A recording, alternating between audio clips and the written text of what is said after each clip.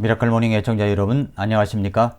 애청자 여러분들께서는 모두 다 아마 운동을 하실 겁니다. 제가 사는 동네에서도 시간대별로 나오는 연령층이 다릅니다. 아침 일찍은 연세 많은 분들이 많고 또 시간이 지나가면 젊은 사람들도 나와서 한강변을 걷곤 합니다. 제가 사는 집은 걸어서 5분 내려가면 한강길이고 그리고 5분 뒤로 올라가면 산이 있습니다. 강과 산 사이에 접한 잠실까지 안 밀리면 한 20분 거리에 있는 동네에 제가 살고 있습니다. 집값은 가장 오르지 않는 곳, 가장 적합한 도시라고 생각합니다. 제가 볼 때는 서울에서 가장 근교에 있는 도시로서 가장 살기 좋은 곳이 아닌가. 유흥업소도 많지 않고 앞으로 강과 뒤로 산이 있기 때문에 좋은 곳에 제가 하나님의 은혜로 살고 있습니다. 아침이면 일어나서 경건의 시간을 갖고 아내와 함께 운동을 합니다. 걷는 거리는 약 3km, 1시간가량 운동을 하는데 반환점은 운동기구가 있는 장소인데 멀리 하남시가 보이고 미사리가 보이고 그리고 스타필드도 보이고 검단산도 보입니다. 매일 같은 장소에 와 있지만은 다른 분위기를 연출하는 아주 아름다운 한강길이기도 합니다. 우리나라는 곳곳에 운동기구를 많이 설치해 놓았기 때문에 누구든지 헬스클럽을 가지 않더라도 운동을 할 수 있는 기구들이 많이 있습니다. 전 국민이 운동을 할 수 있도록 해놨습니다. 운동 중에는 무엇보다도 걷기 운동이 기본이겠죠. 저도 한 3km 정도를 매일 걷습니다. 그리고 운동기구가 있는 장소에 도착하면 간단한 맵시 운동 체조를 하고 거꾸로 매달리기 5분, 팔굽혀 펴기 50회, 온몸 일으키기 41회, 스쿼트 35회 그렇게 매일매일 횟수를 차츰차츰 올려가고 있습니다. 온몸 일으키기를 안 하던 사람이 갑자기 온몸 일으키기를 하게 되면은 배 근육이 당겨서 며칠 동안 하기가 힘들어지기도 합니다. 매일매일 운동을 하는 습관은 대단히 중요하다고 생각합니다. 맨손 체조라도 우리가 꼭 운동을 해야 될 것입니다. 사실 운동 습관은 가장 길들이기 힘든 습관이 아닌가 그렇게 생각이 되기도 합니다. 제가 왜 이야기를 하냐면 이시영 박사님의 신문 기사를 읽다가 이것은 꼭 우리 미라클 모닝 애청자 여러분들에게 전해야 되겠다라고 생각이 들어서 오늘 그 주제를 꺼내봤습니다. 이시영 박사님은 올해 86세이신데 참 건강하신 분이십니다. 34년생입니다.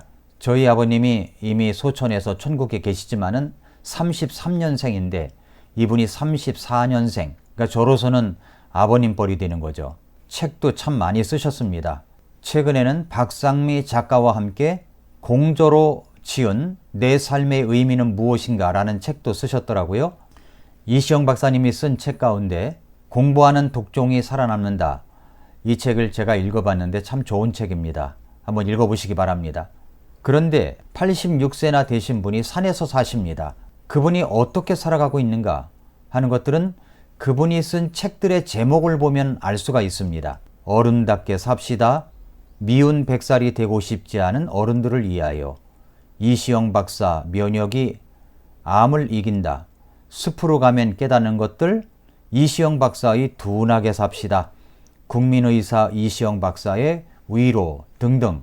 제가 이런 책을 다 읽었다는 것이 아닙니다. 그러나 이분의 삶을 보면 나이 들어가면서 미운 100살이 되고 싶지 않은 어른으로서 살아가기 위하여 어떻게 살아가야 하는가를 생각해 볼 수가 있습니다.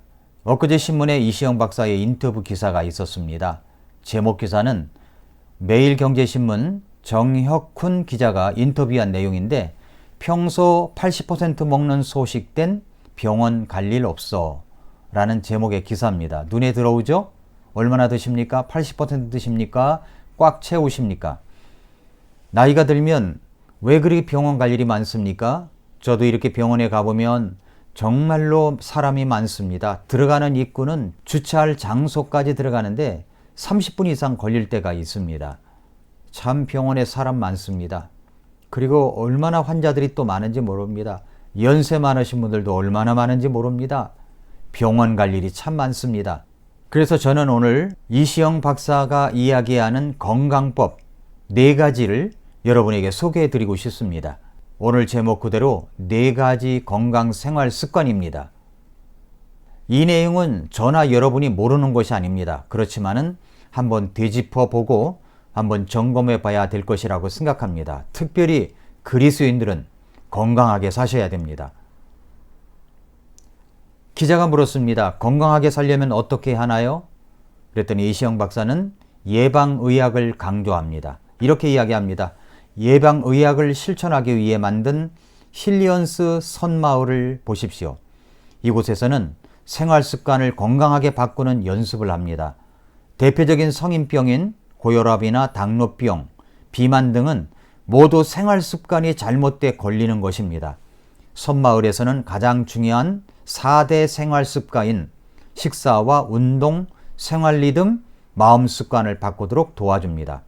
밥을 먹을 때도 한 입에 30번 이상 씹으면서 한 끼를 30분간 먹도록 합니다. 여기 중요한 건강 습관 4가지가 있습니다. 어린이나 청소년들이나 청년들이나 성인들이나 노인들이나 모두 다 건강 습관, 우리의 건강 생활 습관 4가지를 꼭 갖고 있으셔야 됩니다. 그래서 오늘 제가 그 4가지 건강 습관에 대해서 말씀을 드리겠습니다. 영양식 있는 식사, 운동, 생활 습관 리듬, 그리고 마음 습관입니다. 자, 한번 생각해 볼까요? 이 내용을 좀 준비하다 보니까 좀 내용이 깁니다. 그래서 오늘과 그리고 다음 시간에 여러분에게 함께 나눠보도록 하겠습니다. 첫째로 영양식 있는 식사입니다. 이시영 박사님은 면역력을 길러야 한다는 이야기를 강조하십니다. 정말 코로나19 시대에 우리가 가장 강조하는 것이 무엇이냐면 건강하게 되어야 되고 아프지 말아야 되고 그리고 면역력을 길러야 된다는 이야기를 많이 듣지 않습니까? 그래서 면역력을 길러가야 됩니다. 어떻게 하면 면역력을 길러갈 수가 있을까요? 영양식 있는 식사를 할 줄 알아야 되는 것입니다. 그렇다면 어떻게 그 면역력을 길러갈 수가 있을까요? 면역력을 위한 행동 지침이 있습니다. 이시영 박사님이 이렇게 이야기를 합니다. 면역력을 높이기 위한 행동 지침이 있다. 한국 전통식 위주 식단으로 소식하기, 발효식품 등으로 건강한 장 만들기, 건강 체온 36.5도에서 37.1도 유지하기, 숙면 취하기, 가볍게 운동하기, 긍정적 태도로 스트레스 잘 관리하기 등입니다. 영양식 있는 식사를 해야 우리의 건강을 예방하는 행동이라는 것입니다. 기자가 또 이시영 박사님에게 물었습니다. 먹는 것을 잘 먹어야 하는 이유가 무엇입니까? 그랬더니 인공화합물로 만든 먹거리는 면역력에 치명적입니다. 인스턴트 식품 대신에 유기농을 먹어야 하는 이유입니다. 무엇보다 소식하는 게 중요합니다. 비만은 면역력과 상극입니다. 코로나19로 인한 치명률이 우리나라보다 미국과 유럽 등이 높은 것도 서구인 비만율이 높은 것과 관계가 있습니다. 라고 이야기를 했습니다. 그래서 또 기자가 묻습니다. 어느 정도 먹어야 소식인가요? 여러분도 궁금하시죠? 이렇게 이야기합니다. 우리가 생각하는 정량의 80%를 먹으라는 거예요.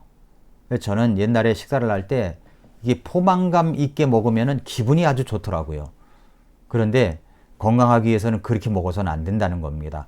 80%만 차게 먹으라는 것입니다. 그러면서 계속 이야기하기를 인류가 배불리 먹기 시작한 지는 얼마 안 됐다는 겁니다.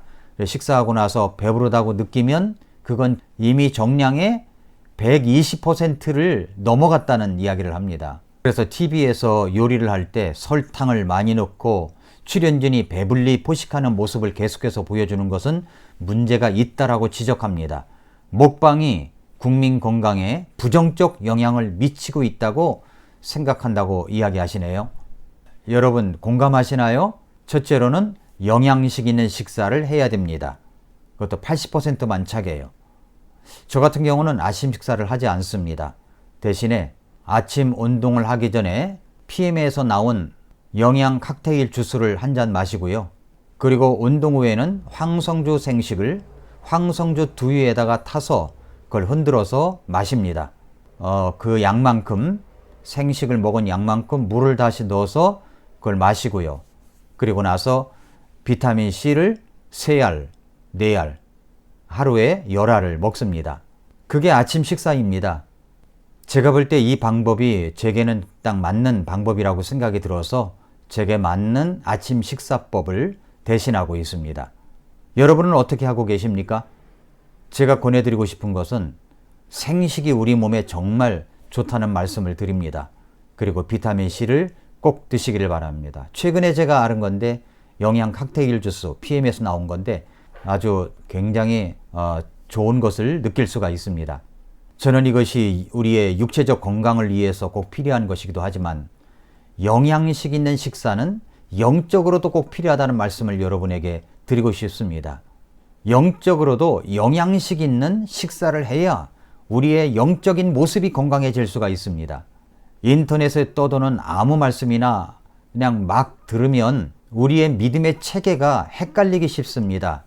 제가 구원의 확신에 관해서 이렇게 말씀을 전한 적이 있는데 최근에 어떤 유명한 목사님의 구원의 확신에 대한 이야기를 들었을 때 깜짝 놀랐습니다. 어떻게 저렇게 구원의 확신에 관해서 이야기할 수가 있지?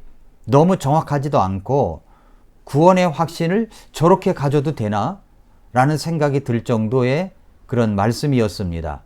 제가 한번 다음 시간에 구원의 확신은 어떻게 가질 수 있는가 이미 한 적도 있는 것 같은데 다시 한번 말씀을 드리려고 합니다. 구원의 확신 어떻게 가질 수가 있습니까? 저는 우리 교회 성도님들에게 양질의 말씀을 듣게 하기 위해서 양질의 말씀을 영양식 있는 말씀을 제공하기 위해서 매일 이렇게 미라클 모닝 말씀을 통해서 전하고 있습니다. 저는 매일 영양식 있는 말씀을 전하기 위해서 말씀을 먹고 읽고 묵상하고 연구하고 그리고 그것을 글로 쓰고 그리고 그것을 여러분들에게 전하고 있는 것입니다. 미라클 모닝 여러분들이 함께 이 말씀을 듣고 또 말씀을 적용한다면 우리의 영적인 모습은 저는 건강하게 될 것이라고 생각합니다. 그렇게 해서 한 끼의 말씀을 전합니다. 미라클 모닝 애청자 여러분들이 영양식 있는 식사를 할 수 있도록 말입니다. 성경 말씀을 전하려고 노력을 합니다. 첫째는 영양식 있는 식사가 첫 번째 요소라는 것 기억하시기 바랍니다. 두 번째는 무엇입니까? 운동입니다. 운동. 존 레이티가 쓴 운동하시는 뇌라는 책이 있습니다. 그 책에서는 운동하는 목적이 무엇이냐라는 물음에 뇌의 구조를 개선하기 위해서라고 답을 합니다. 운동을 안 하면 실제로 뇌가 오그라듭니다. 우리가 뇌에 관한 실제적인 지식을 갖게 되면 우리의 인생이 바뀌어지게 되어 있습니다. 학교에서 영교시 체육 수업을 하고 나서 수업을 하니까 아이들이 체력 향상뿐만 아니라 성적도 향상이 되었다고 이야기합니다. 분명한 것은 운동이 공부에 영향을 미친다는 것입니다.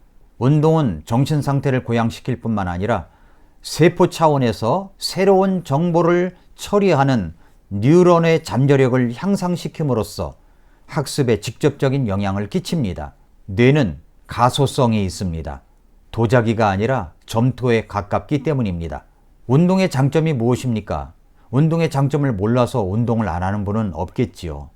그런데 운동하시는 뇌라고 하는 책에서 운동의 장점을 이렇게 이야기합니다. 첫째로 심장혈 관계가 튼튼해집니다. 또한 운동을 하면 혈관의 통로를 넓혀주는 일산화탄소가 많이 생겨서 혈류량이 증가합니다. 보통 강도 이상으로 운동을 해서 혈액의 흐름이 늘어나면 동맥경화가 줄어듭니다. 운동은 손상된 혈관을 어느 정도 복구시킵니다. 그래서 뇌졸중으로 쓰러진 적이 있는 환자나 심지어 알츠하이머병 환자가 유산소 운동을 하면 인지력이 향상됩니다. 어렸을 때부터 운동을 시작하는 것이 심장혈 관계를 튼튼하게 만드는 제일 좋은 방법입니다만은 운동을 하기에 늦은 나이란 없습니다. 그러니까 지금부터라도 운동을 시작하시기 바랍니다. 두 번째는 연료 공급이 조절됩니다. 운동을 하면 인슐린 유사 성장인자의 수치가 높아집니다. 인슐린 유사 성장인자는 신체에서는 인슐린의 수치를 조절하고 뇌에서는 시냅스 가소성을 향상시킵니다. 운동은 또한 과잉 포도당으로 줄어든 신경세포 성장인자의 공급을 포도당 수치를 낮춤으로써 다시 늘려줍니다. 이것이 이제 두 번째 운동을 해야 되는 이유고요. 이게 운동하시는 뇌라는 책에서 나온 내용입니다. 세 번째는 비만이 줄어듭니다. 신체의 축적된 지방은 심장혈 관계와 대사 체계를 엉망으로 만들 뿐만 아니라 뇌에도 악영향을 끼칩니다. 네 번째는 스트레스 한계점이 높아집니다. 운동을 하면 만성 스트레스로 생기는 과잉 코르티솔의 부식 효과를 억제함으로써 우울증과 치매를 방지합니다. 다섯 번째, 기분이 좋아집니다. 운동을 하면 우울증 증세가 호전되며 동시에 전반적인 생활 태도도 개선이 됩니다. 여섯 번째, 면역 체계가 강화됩니다. 일곱 번째, 뼈가 튼튼해집니다. 여덟 번째, 의욕이 강해집니다. 나이가 들면서 생기는 제일 큰 문제는 도전할 만한 일이 별로 생기지 않는다는 점입니다. 하지만 운동을 하면 끊임없이 자신의 한계를 시험하고 스스로 개선해 나가게 됩니다. 아홉 번째, 신경 가소성이 촉진됩니다. 신경 퇴행성 질병에 대항하는 제일 좋은 방법은 뇌를 튼튼하게 하는 것입니다. 자, 여러분, 오늘 지금 제가 운동하시는 뇌의 줄거리를 전부 이야기를 해버렸네요. 그래서 운동하시는 뇌입니다. 이시영 박사님이 이야기한 국민 건강 생활 습관 4가지 중에 2가지를 여러분에게 말씀드렸습니다. 하나는 영양식 있는 식사를 해야 됩니다. 또 하나는 운동을 해야 합니다. 로빈 샤머는 말하기를 운동을 위해서 시간을 내지 않으면 병 때문에 시간을 내야 할지 모른다라고 했습니다. 케너스 쿠퍼는 우리가 늙어서 운동을 그만두는 것이 아니라 운동을 그만두기 때문에 늙는 것이다 라고 했고요. 소크라테스는 사람이 자신의 몸이 가질 수 있는 아름다움과 강함을 알지 못하고 늙어버리는 것은 안타까운 일이다 라고 했습니다. 사랑하는 애청자 여러분, 영양식 있는 식사를 꼭 하시기 바랍니다. 그리고 운동을 다시 시작하시기를 바랍니다. 조금씩이라도 운동을 시작하시기 바랍니다. 오늘도 건강하시기를 바랍니다. 영양식 있는 식사를 꼭 하십시오. 그리고 운동을 다시 시작하십시다. 아침마다 새롭다. 오늘도 미라클 모닝입니다.